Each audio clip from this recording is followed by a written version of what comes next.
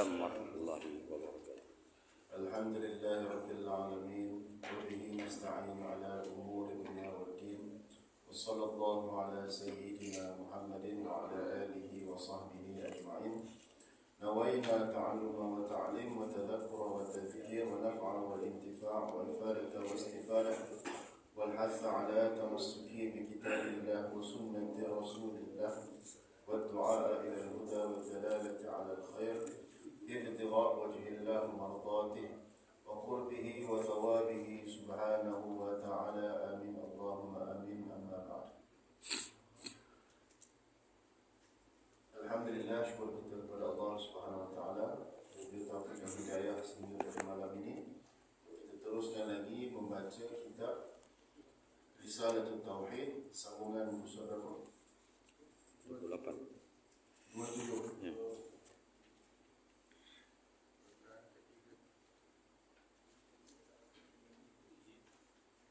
Mukhalafatuhu lil hawadits. Ya.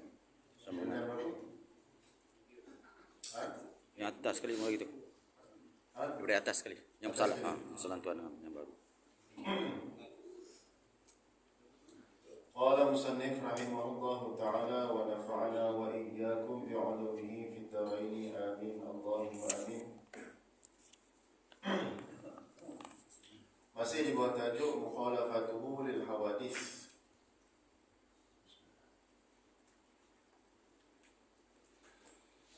Bersalahan Tuhan dengan yang baharu pada sifatnya itu, yaitu sungguhnya sifat Allah Ta'ala itu tiada bersamaan dengan sifat yang baharu. Apa makna baharu? Baharu ialah sesuatu yang ada permulaan. Sesuatu yang ada permulaan dipanggil baharu, walaupun dia dah lama. Contohnya matahari. Kita dengan matahari siapa ada dulu? Matahari lah. Maka matahari juga dipanggil baharu. Planet, bintang, syaitan, malaikat semua dipanggil baharu, kerana dia ada permulaan. Kita jangan faham baharu itu artinya benda yang baru. Tak. Dalam istilah tauhid, baharu artinya barang yang ada permulaan, dipanggil baharu.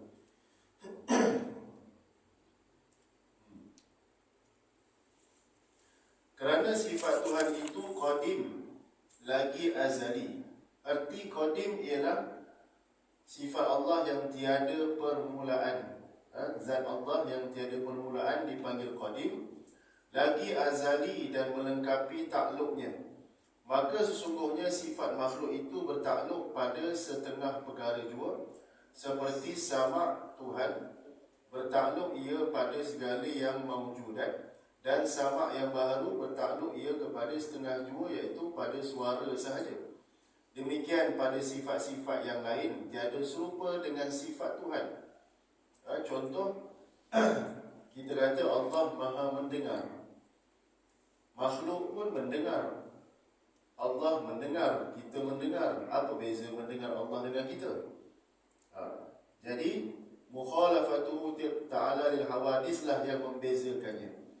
Adapun sifat sama Allah itu pada semua perkara yang mawjudat.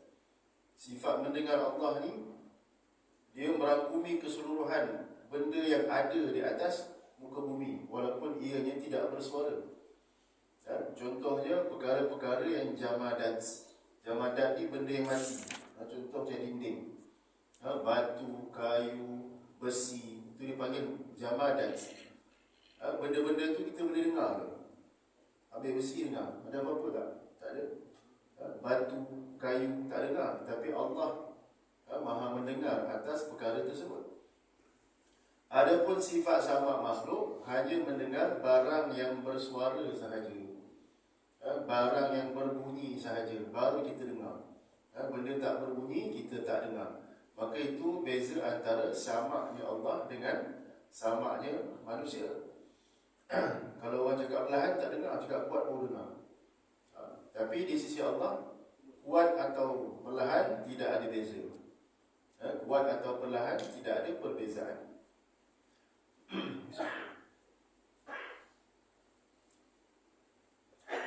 Bersalahan Tuhan dengan yang baharu pada perbuatannya. Bersalahan Tuhan dengan yang baharu pada perbuatannya, iaitu sesungguhnya perbuatan Tuhan tiada bersamaan dengan perbuatan yang baharu. Kerana perbuatan Tuhan memberi bekas bersalahan dengan yang baharu, dan perbuatan Tuhan tiada berkehendak kepada wasitah, perkakas, dan kepada taulan, tiada mengambil faedah pada perbuatan dan hukumnya, dan lagi perbuatannya tidak ada yang sia-sia. Pada af'alullah, perbuatan Allah juga berbeza dengan perbuatan makhluk. Apa bezanya? Perbuatan Allah memberi bekas. Adapun perbuatan makhluk tidak memberi bekas pada hakikat sebenarnya. Walaupun kita nampak mata zahir kita nampak macam makhluk bagi bekas. Makan bagi kenyang, air hilang haus, ubat bagi sembuh, nampak zahir mata kita. Pada hakikatnya sebenarnya mutlak daripada perbuatan Allah, bukan perbuatan makhluk. Contoh, api membakar. Pada mata zahir nampak api membakar, pada hakikat Allah yang menghanguskan, bukan api pada hakikat. Dari segi syariat, bukanlah maknanya kita boleh masuk dalam api. Beza pula antara syariat dengan hakikat. Iman itu bukan macam para sahabat. Ada sahabat Nabi SAW, dia tanya, ni apa ni? Maka sahabat kata, itu racun, dia minum. Ni racun, minum. Tak mati tu kan. Kita boleh buat itu. Iman kita belum tahap macam itu lagi. Iman tahap para sahabat, dia dah sampai ke peringkat ma'rifah. Kepada hakikat, kita belum sampai lagi. Kita baru syariat. Jadi ikutlah syariat lebih selamat. Maka perbuatan makhluk tidak memberi bekas kepada apa-apa juga pun. Samalah di antara contoh tentang masalah syirik. Tentang masalah syirik yang banyak orang keliru syirik. Syirik ni artinya menyekutukan Allah dengan sesuatu. Sama ada menyekutukan Allah pada zat, ataupun pada sifat, ataupun pada perbuatan. Itu pengertian syirik ataupun ta'rif syirik. Sama ada syirikan Allah dengan zat, sifat, ataupun perbuatan. Contoh dalam masyarakat kita, contohlah dari segi perubatan, perubatan contoh, ataupun petua lah. Petua contoh, ambil daun ni, lipat, letak bawah bantal, InsyaAllah besok kebah badan. Syirik, mana boleh percaya kat daun? Contohlah, ambil daun ni letak atas kepala, syirik. Ataupun ambil azimat ni, pegang, InsyaAllah besok racun tu keluarlah daripada badan. Orang kaitkan benda-benda macam ni dengan perkara syirik. Baik, kalau kita nak samakan dengan perubatan di hospital dengan perubatan tadi itu, dari segi ilmu tauhid, dua-dua martabat sama je. Dua-dua tu martabat sama je. Martabat apa? Martabat makhluk. Yang ni makhluk, yang ni pun makhluk.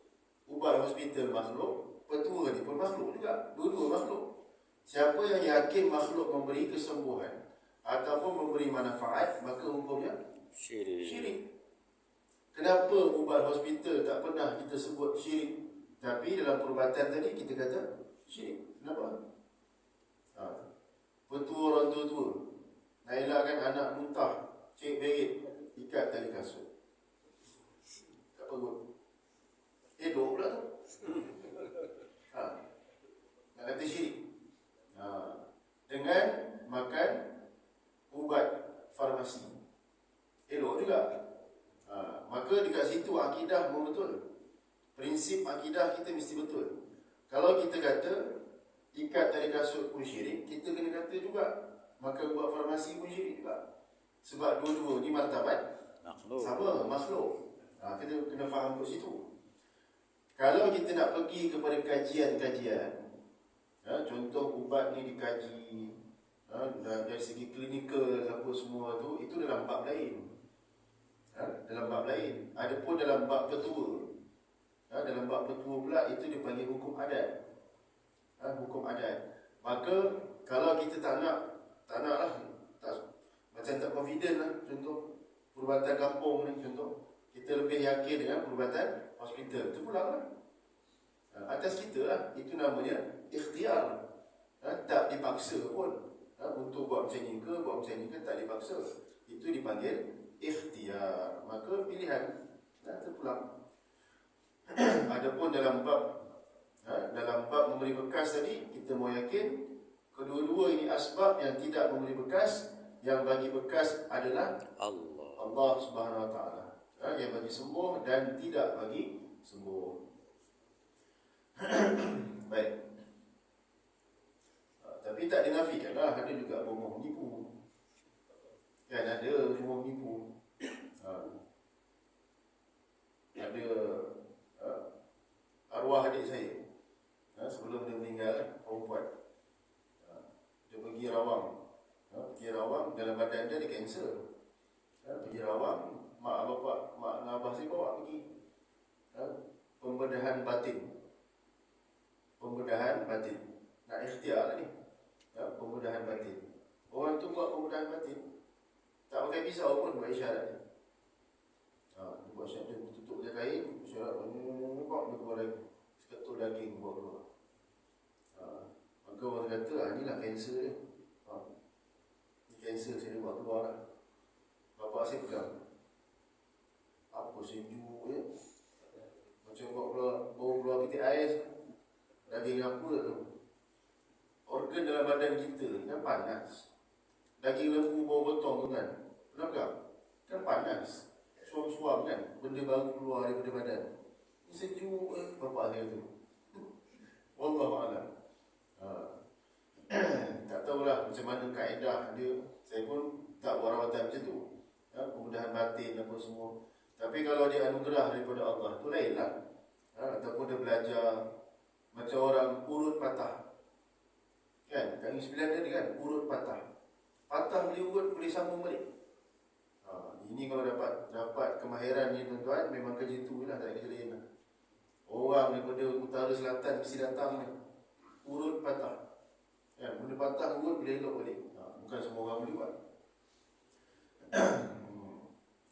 Nak kata sihir ke, ataupun dipanggil gifted, anugerah Tuhan ke, maka kedua-dua tu boleh berlaku. Dua-dua tu boleh. Gifted pun boleh, sihir pun boleh, dua-dua boleh. Baik. Maksudnya, dan perbuatan Tuhan tiada berkehendak kepada wasitah. Wasitah artinya perantaraan.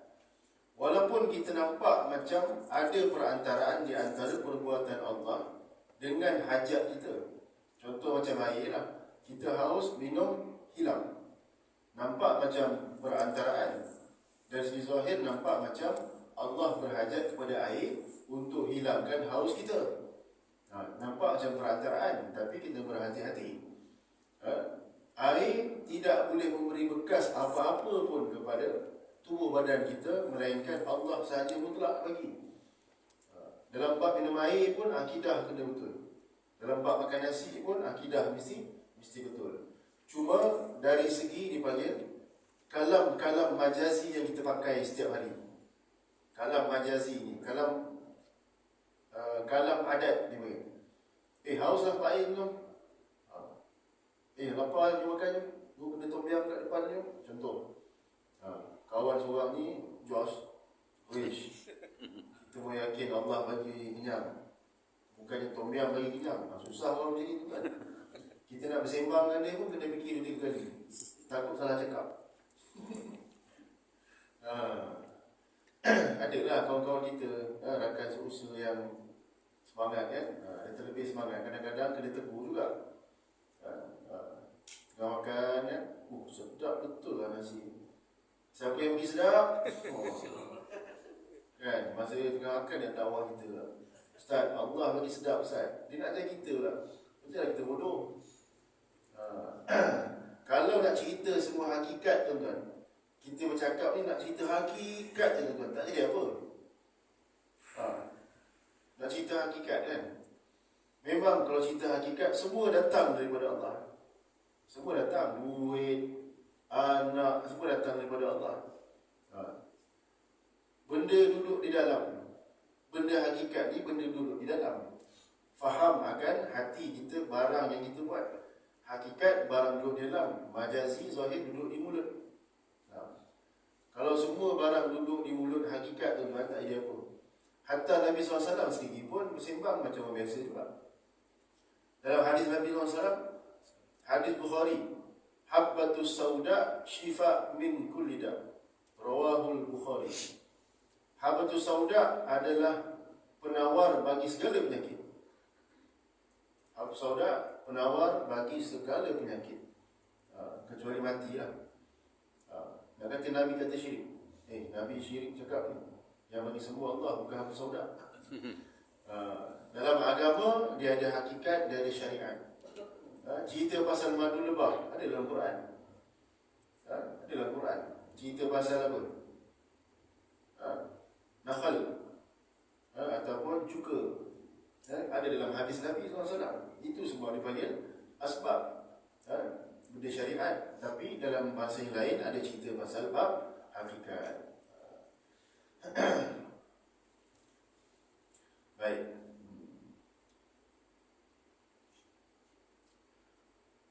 Sesungguhnya ada perkataan di dalam Al-Quran dan hadis yang menyebut muka dan tangan Allah, maka perkataan itu hendaklah kita iktikadkan. Asal dah baca ni lalu. Tak apa, kita ulang balik. Tahqiq dia panggil. Tahqiq ni nak bagi ingat, nak bagi faham betul-betul. Sebab tonton kau orang gaji rumah pun. Dan kita simpan balik rumah almari. Tak ada orang gaji. Memang macam kalau setiap hari punya sampul pun tak apa. Maka perkataan itu hendaklah kita iktikadkan sabit secara yang layak dengan Allah Ta'ala, Maha suci daripada berjisim dan Maha suci daripada bersifat dengan segala sifat yang baharu. Dalam Al-Quran ada sebut muka Allah, tangan Allah, betis Allah, ada dalam Quran. Inilah beza kita Ahli Sunnah wal Jamaah dengan Wahabi. Wahabi yang mujassimah. Orang nak kata Wahabi ni apa benda Wahabi ni? Apa salah mereka? Adakah sebab mereka tak kunut subuh? Adakah mereka tak zikir lepas solat? Adakah mereka tak buat tahlil? Bukan. Bukan itu perbezaan utama di antara mereka dengan kita. Perbezaan yang paling besar kita dengan mereka adalah dalam bab sifat Allah Subhanahu Wa Taala dalam Quran. Itu beza kita dengan Wahabi. Contohnya apa? Mereka kata mengambil berkat. Mengambil berkat hukumnya syirik. Ambil berkat. Berkat, biasa berkat ni kita ambil berkat daripada siapa? Berkat orang-orang soleh, contoh. Berkat orang soleh. Berkat ni asar solihin, bekas. Contohnya minuman. Tuan guru dia minum sebagus, anak murid datang minum. Kenapa ni? Berebut air untuk guru ni. Ada berkat ni. Apa keberkatan tu? Apa pengertian berkat? Pengertian berkat ziyadatul khair, bertambahnya kebaikan. Mungkin minum bekas Tok Guru punya air, Allah kurniakan kecerdikan, Allah kurniakan makrifah, Allah kurniakan kelebihan. Kan? Datang Wahabi syirik. Kau yakin air tu yang bagi kau pandai? Itulah ni. Kita di Sunnah Jamaah, kita faham benda tu. Bukan air yang bagi bekas, Allah yang bagi bekas dengan berkat Tok Guru ataupun para alim ulama. Bukannya air yang bagi pandai. Kita pun faham. Termasuklah guru yang mengajar murid. Tuan-tuan yakin saya bagi pandai pada tuan-tuan? Yakin ke saya bagi pandai? Bukan, saya mengajar je. Yang bagi bekas pandai atau tak pandai Allah mutlak, bukan saya. Dan boleh-boleh sahaja Allah Ta'ala nak kurniakan ilmu pada seseorang tanpa belajar. Itu namanya ilmu laduni. Dan ilmu laduni itu di sisi Ahlussunnah wal Jamaah ianya berlaku dan boleh berlaku pada seseorang. Tapi janganlah kita bermalas-malas, kan? Duduk rumah, tak pergi kuliah ke? Laduni. Nanti Allah bagilah. Tu orang malas nama dia. Baca sejarah ulama-ulama silam. Mereka yang Allah Ta'ala bagi futuh, keterbukaan dalam menimba ilmu. Dalam belajar mereka Allah bagi laduni dalam belajar. Belajar sikit, faham banyak lautan ilmu. Belajar sikit dengan sebab apa? Pengorbanan mereka, ketekunan mereka, hubungan mereka dengan Allah yang sangat tulus, ikhlas mereka. Allah bukakan pintu keilmuan. Adab mereka dengan guru. Adab itulah pintu pertama untuk seseorang menjadi alim. Tanpa adab tak boleh jadi alim. Tanpa adab tak boleh jadi alim. Sebab tu Imam Malik rahimahullah ta'ala mengajar anak muridnya banyak mengajar adab lebih daripada mengajar ilmu. Imam Syafi'i bermusafir daripada Mekah ke Madinah berjalan kaki. Mekah Madinah tu berapa kilometer?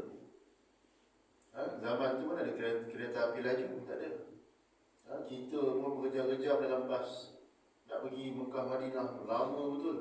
Bangun tak sampai lagi, tidur bangun tak sampai lagi. Imam Syafi'i berjalan kaki semata-mata nak jumpa Imam Malik, nak belajar satu kitab. Nama kitab itu Muwatta. Kitab tu Muwatta. Semata-mata nak jumpa Imam Malik. Dalam keadaan miskin, tak ada duit. Menyedihkan. Kadang surau kuliah depan rumah pun tak datang.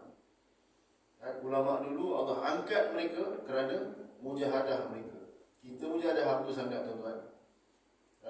Rumah dekat, surau aircon, nak lelap sekejap boleh, buka sekejap, lelap sekejap pun boleh.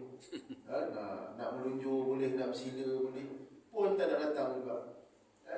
Lemah kita ni. Dajjal belum muncul lagi tuan-tuan. Bahawa mujahadah bab ni kita dah fail lah. Mujahadah dengan Dajjal kita belum jumpa lagi. Baik. Maka dalam Quran yang disebut itu, muka Allah, tangan Allah, betis Allah, ada dua mazhab yang untuk memahamkan tentang ayat-ayat mutasyabihat. Mutasyabihat ini maksudnya zahir perkataan itu sama seperti makhluk. Zahir perkataan sama, muka, tangan, betis sama seperti makhluk. Mazhab pertama dipanggil mazhab salaf. Salaf ni tiga kurun yang pertama. Salaf ni zaman sahabat, zaman tabi'in, zaman tabi'in.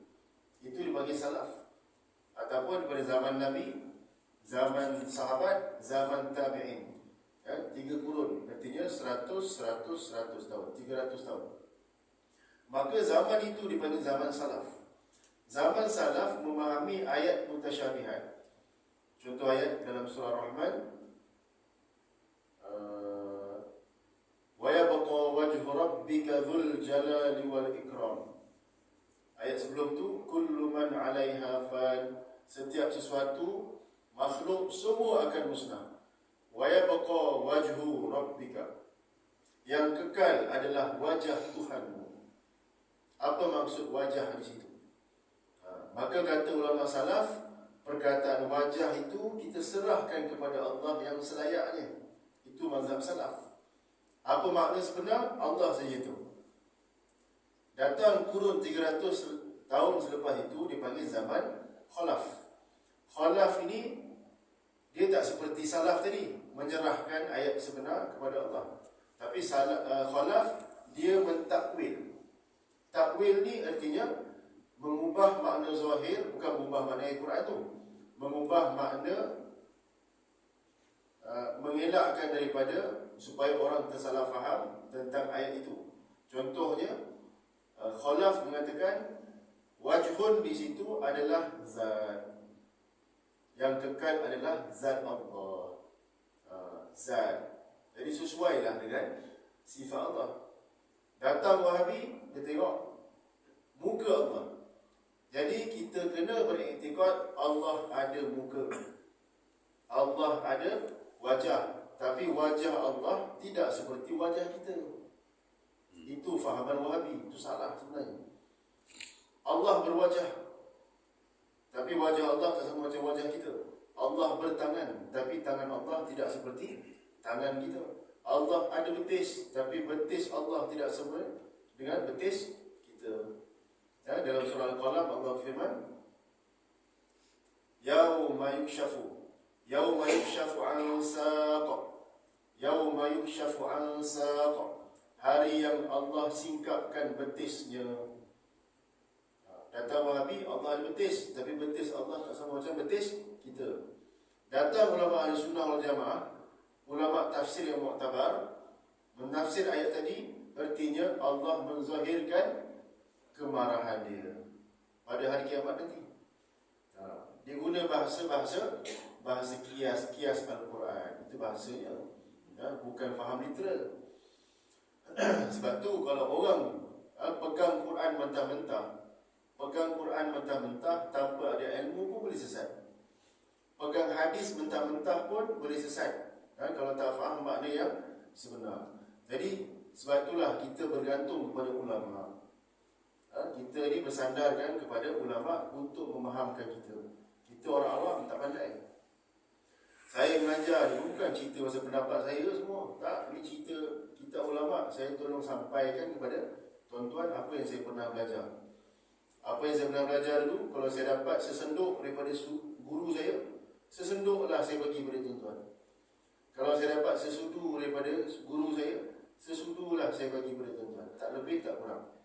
Benda tak tahu, saya akan kata tak tahu. Benda tahu, saya tolong terangkan. Itu kaedah dia. Baik. Tapi bukan semua ustaz mahir dalam bab akidah. Tak semua ustaz mahir dalam bab akidah. Jangan faham bab bila ustaz dia faham bab akidah semua. Tak. Kadang-kadang ada ustaz tapi bab akidah dia kena belajar. Pengkhususan dia belajar dulu dekat universiti dulu dalam bab bahasa je. Bahasa Arab. Dia tak belajar dalam-dalam ilmu tauhid, ilmu fiqh, ilmu tasawuf, tak dalam-dalam. Ada ustaz dia mahir dalam bab qiraat. Qiraat Al-Quran. Cara baca Al-Quran bertajwid, boleh tarannum, boleh baca wadduha wal laili idza sajid. Baca qiraat ni. Jadi dia kena mengajar Quran je lah, dia tak kena mengajar bab akidah. Jadi kalau guru bab akidah, dia kena mengajar bab akidah. Kalau dia mahir dalam ilmu itu. Baik.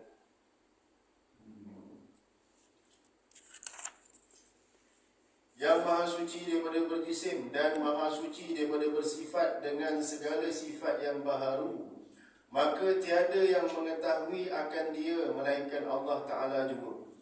Demikian inilah perjalanan i'tiqad sekalian sahabat dan orang yang mengikut sahabat. Mengikut sahabat inilah yang dipanggil tabi'in. Tabi'in ni satu generasi yang hidup setelah Nabi wafat. Dia lahir-lahir je, dia nampak muka Sayyidina Umar.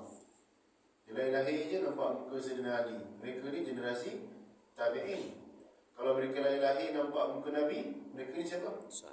Sahabat Nabi. Kalau mereka lahir-lahir, Nabi dah wafat, maka mereka tabi'in.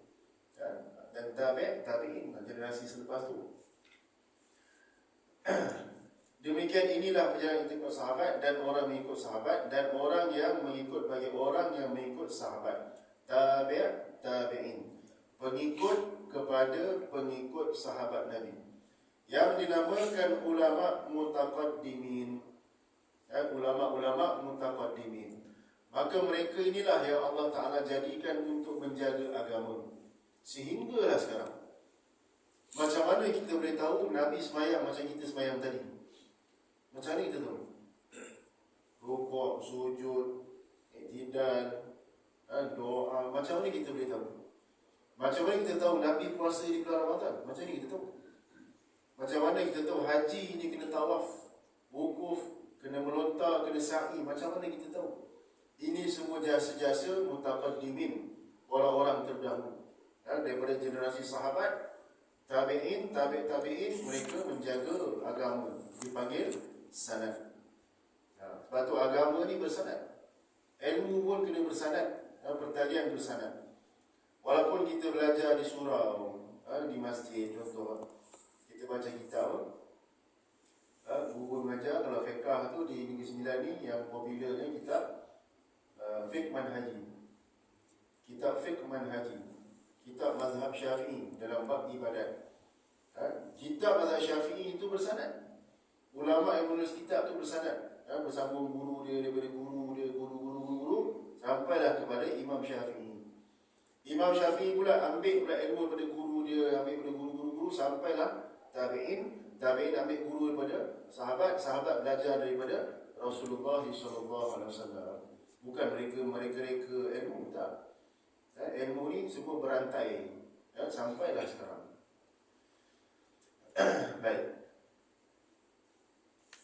Tetapi ulama mutaakhirin telah berkata, adalah perkataan yang tersebut di dalam Al-Quran dan hadis mengatakan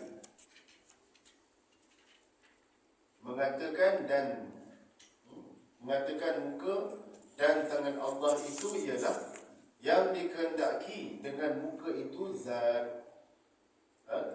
Contoh kita baca dalam doa iftitah, wajjahtu wajhiya lillazi fataras samawati wal ard. Kalau kita terjemah daripada huruf ke huruf, word by word, wajjahtu, aku menghadapkan wajahku. Tu kita lah. Benda yang duduk di depan ni dipanggil wajah. Kita menghadap tu dipanggil menghadap, menghadap. Wajjahtu wajhiya lillazi, aku menghadapkan wajahku kepada wajah yang menjadikan langit dan bumi. Wajhiya lillazi fataras samawati wal ard, wajah yang menjadikan langit dan bumi. Adakah wajah Allah ciptakan langit dan bumi? Begitulah. Maka wajah di situ dimaksudkan adalah zat. Zat Allah yang ciptakan langit dan bumi.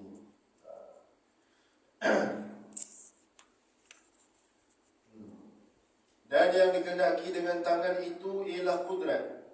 Contoh Allah berfirman, Yadullah fawqa aydihim, tangan Allah berada di atas tangan-tangan mereka. Yadullah, tangan Allah. Maka ulama salaf tidak terjemah yad itu adalah tangan. Kita pun tak boleh terjemah yadun, tangan Allah. Walaupun dalam bahasa Arab yadun ni tangan.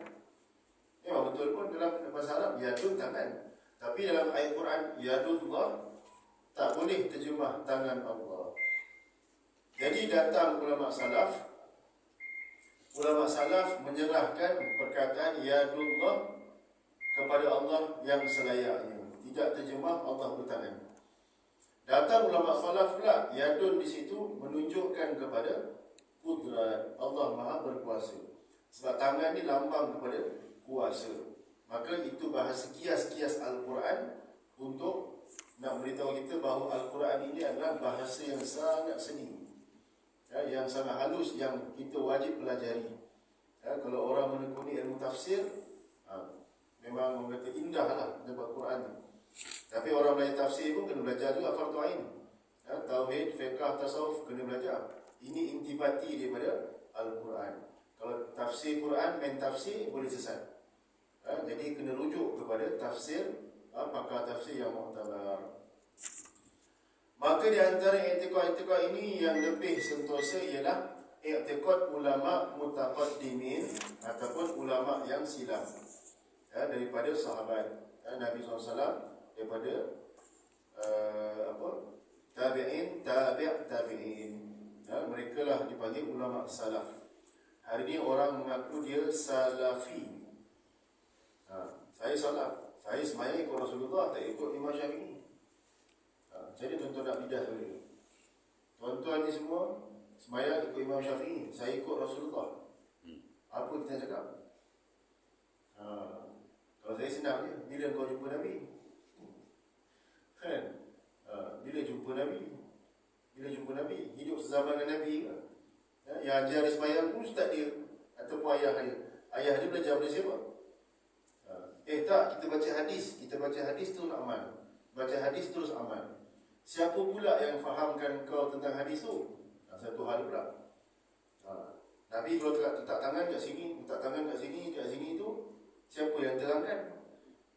Maka bermazhab itu lebih selamat. Bermazhab itu lebih selamat. Maka ulama lah yang telah menerangkan kita perihal Nabi SAW. Sebab mereka penghafal hadis. Kita tak hafal tuan. Dalam bab fiqh, kita boleh bertaklid sampai mati. Kita taklidlah mazhab Syafi'i sampai mati. Tak berdosa dan memang itu disuruh. Tanpa tahu dalil. Siapa tahu dalil baca Al-Fatihah dalam sembahyang? Apa bukti Nabi baca Al-Fatihah dalam sembahyang? Tahu dalil? Nabi Hurairah radhiyallahu anhu tahu. Apa dalil Nabi sujud, Nabi rukuk dalam sembahyang? Apa dalil? Tak tahu dalil. Semua hal ibadat kita tak tahu dalil. Kita cuma mengikut ulama mazhab yang menerangkan dalam kitab-kitab yang diajar.